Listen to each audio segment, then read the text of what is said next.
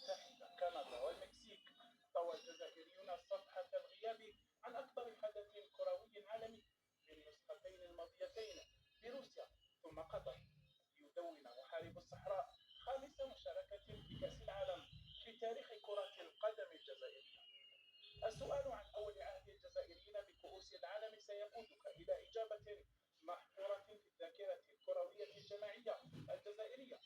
سيقال لك لا شعوريا ملحمة خيخون الإسبانية عام 82، حينها اكتشف العالم منتخبا قادما من شمال إفريقيا يعج بالمواهب الشابة المتعطشة لمقارعة أعتى المنتخبات العالمية، فكان للجزائريين ما تمنوا: مجموعة نارية تضم ألمانيا الغربية بنجومها الكبار، إضافة إلى النمسا وتشيلي، ليتقمص زملاء الخربلومي دور الحصان الأسود.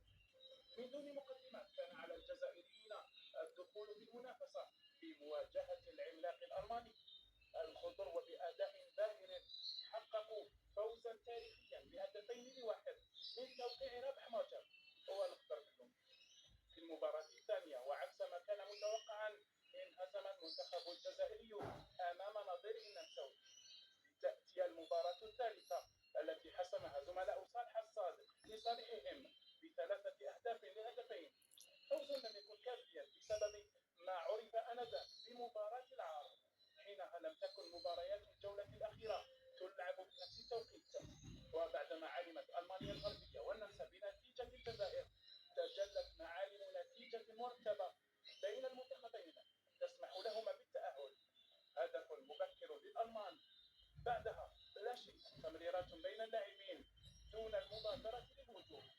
يفهم الجميع ما حدث، ليكون المنتخب الجزائري سببا مباشرا لوضع قاعدة لعب مباريات الجولة الأخيرة في نفس التوقيت.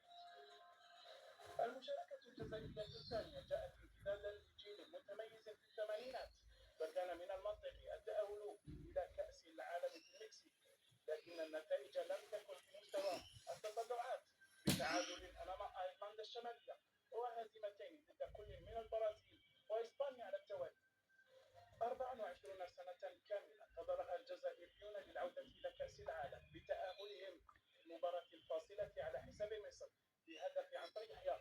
وفي جنوب افريقيا اكتفى الخضر بنقطة وحيدة من تعادل ابيض ضد انجلترا، بينما انهزموا امام سلوفينيا في المباراة الاولى. ثم الولايات المتحدة في المباراة الاخيرة يودع اشبال المدرب ربح سعدان البطولة من دورها الاول بقيادة المدرب وحيد خليلوزيتش. دون محارب الصحراء افضل مشاركاتهم في تاريخ المنتخب الجزائري عندما بلغوا الدور ثم النهائي. مشوار الخضر لم يبدأ بأحسن الطرق، بخسارة مؤلمة أمام بلجيكا، لكنهم سرعان ما استدركوا الأمر وأطاحوا بكوريا الجنوبية برباعية هدفين، يختتمها زملاء إسلام سليماني بالتعادل ضد روسيا. في الدور الثاني أسال المنتخب الجزائري العلقة الباردة للألمان، ودفع بمن سيتوج باللقب في 2014 ومن سيهين البرازيل بسباعية. دفع بهم الجزائريون إلى الوقت الإضافي لتحسم المباراة لصالح الماكينات الألمانية بهدفين